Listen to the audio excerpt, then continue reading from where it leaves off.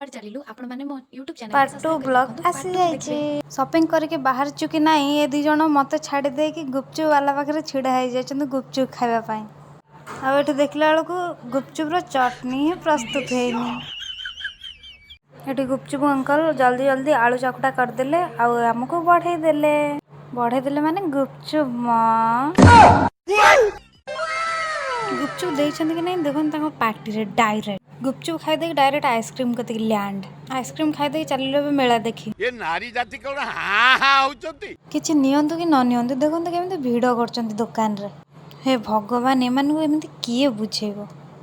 चप्पल दुकान देखिले तापर एना के पापड़ आचार सब प्रकार जिनस सब पड़ी बुझल। अब मो भॉइस एमिति कौन हो गला कि आम थकी गलु चलिलु आम हॉस्टल हॉस्टल पहुंच जाइछो।